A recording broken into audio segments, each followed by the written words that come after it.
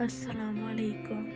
میں ایک گھر کے قریب سے گزر رہا تھا کہ اچانک مجھے گھر کے اندر سے ایک 10 سالہ بچے کی رونے کی آواز آئی۔ آواز میں اتنا درد تھا کہ مجھے مجبوراً گھر میں داخل ہو کر معلوم کرنا پڑا کہ یہ 10 سالہ بچہ کیوں رو رہا ہے۔ اندر داخل ہو کر میں نے دیکھا کہ ماں اپنے بیٹے کو آہستہ سے مارتی اور بچے کے ساتھ خود بھی رونے لگتی۔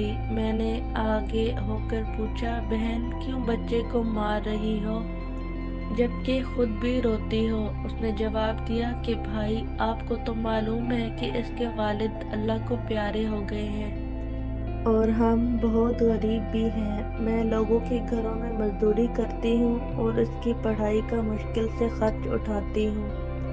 یہ کمبخت اسکول روزانہ دیر سے جاتا ہے اور روزانہ گھر دیر سے آتا ہے۔ جاتے ہوئے راستے میں کہیں کھیل کود میں لگ جاتا ہے اور پڑھائی کی طرف ذرا بھی توجہ نہیں دیتا، جس کی وجہ سے روزانہ اپنے اسکول کی وردی گندی کر لیتا ہے۔ میں نے بچے اور اس کی ماں کو تھوڑا سمجھایا اور چل دیا۔ ایک دن صبح صبح سبزی منڈی کچھ سبزی وغیرہ لینے گیا تو اچانک میری نظر اسی 10 سالہ بچے پر پڑی جو روزانہ گھر سے مار کھاتا تھا۔ کیا دیکھتا ہوں کہ وہ بچہ منڈی میں پھر رہا ہے اور تاج اپنی دکانوں کے لیے سبزی خرید کر اپنی بوریوں میں ڈالتے تو ان سے کوئی سبزی زمین پر گر جاتی اور وہ بچہ اسے فوراً اٹھا کر اپنی جھولی میں ڈال لیتا۔ میں یہ ماجرا دیکھ کر پریشانی میں مبتلا ہو رہا تھا کہ چکر کیا ہے۔ میں اس بچے کو چوری چوری فالو کرنے لگا۔ جب اس کی جھولی سبزی سے بھر گئی تو وہ سڑک کے کنارے بیٹھ کر اونچی اونچی آوازیں لگا کر اسے بیچنے لگا۔ منہ پر مٹی، گندی وردی اور آنکھوں میں نمی کے ساتھ ایسا دکاندار زندگی میں پہلی بار دیکھ رہا تھا۔ دیکھتے دیکھتے اچانک ایک آدمی اپنی دکان سے اٹھا جس کی دکان کے سامنے اس بچے نے ننھی سی دکان لگائی تھی۔ اس شخص نے آتے ہی ایک زوردار پاؤں مار کر اس ننھی سی دکان کو ایک ہی جھٹکے میں ساری سڑک پر پھیلا دیا اور بازو سے پکڑ کر اس بچے کو بھی اٹھا کر دھکا دے دیا۔ ننھا دکاندار آنکھوں میں آنسو لیے دوبارہ اپنی سبزی کو اکٹھا کرنے لگا اور تھوڑی دیر بعد اپنی سبزی کسی دوسری دکان کے سامنے ڈرتے ڈرتے لگا لی۔ بھلا اس شخص کا جس کی دکان کے سامنے اب اس نے اپنی ننھی دکان لگائی، اس شخص نے اس بچے کو کچھ نہیں کہا۔ تھوڑی سی سبزی تھی، جلدی فروخت ہو گئی اور وہ بچہ اٹھا اور بازار میں ایک کپڑے والی دکان میں داخل ہوا اور دکاندار کو وہ پیسے دے کر دکان میں پڑا اپنا اسکول بیگ اٹھایا اور بنا کچھ کہے اسکول کی جانب چل دیا۔ میں بھی اس کے پیچھے پیچھے چل رہا تھا۔ جب وہ بچہ اسکول گیا تو دیر ہو چکی تھی، جس پر اس کے استاد نے ڈنڈے سے اسے خوب مارا۔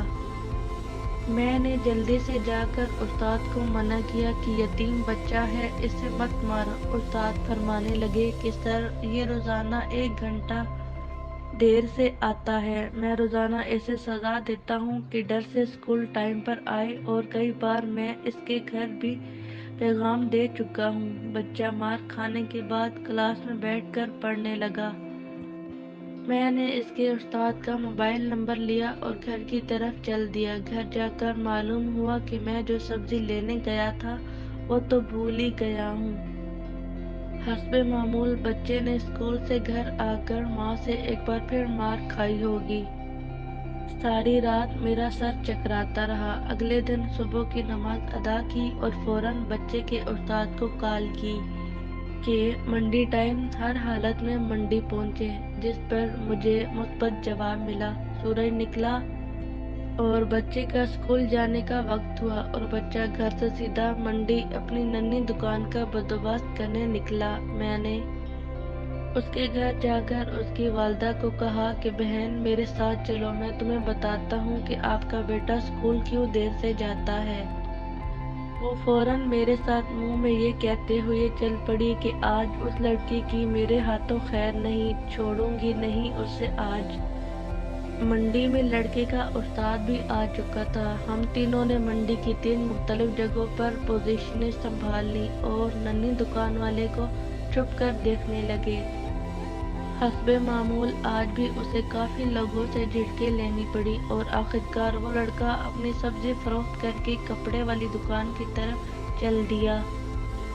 अचानक मेरी नज़र उसकी माँ पर पड़ी तो क्या देखता हूँ कि बहुत ही दर्द भरी सिसकियाँ लेकर ज़ारो कतार रो रही थी और मैंने फौरन उसके उस्ताद की तरफ देखा तो बहुत शिद्दत से उसके आंसू बह रहे थे। दोनों के रोने में मुझे ऐसे लग रहा था जैसे इन्होंने किसी मजलूम पर बहुत जुल्म किया हो और आज इनको अपनी गलती का एहसास हो रहा हो।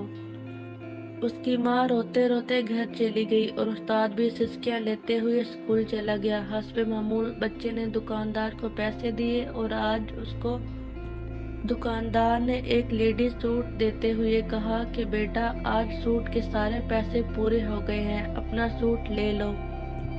बच्चे ने इस सूट को पकड़कर स्कूल बैग में रखा और स्कूल चला गया। आज भी 1 घंटा लेट था। वो सीधा उस्ताद के पास गया और बैग डेस्क पर रखकर मार खाने के लिए पोजीशन संभाली और हाथ आगे बढ़ा दिए कि उस्ताद डंडे से इसको मार ले। उस्ताद कुर्सी से उठा और फौरन बच्चे को गले लगाकर इस कदर जोर से रोया कि मैं भी देखकर अपने आंसुओं पर काबू न रख सका।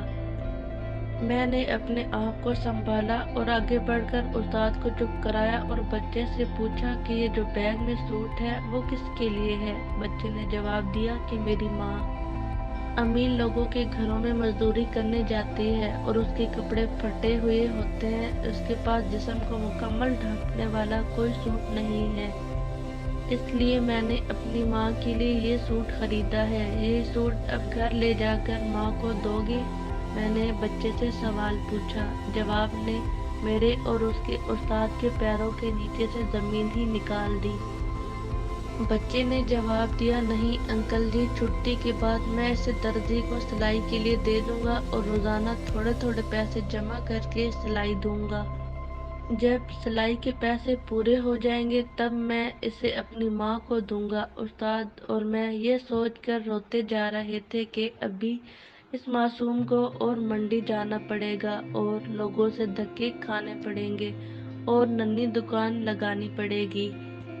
आखिर कब तक गरीबों के बच्चे नन्ही दुकानें लगाते रहेंगे? आखिर कब तक हम अपने जैसे ही इंसानों को उनके जायज़ हकूक़ के भी गासिब बने रहेंगे और इनके हकूक़ की तबाही लाते रहेंगे? पता नहीं हम कैसे मुसलमान हैं।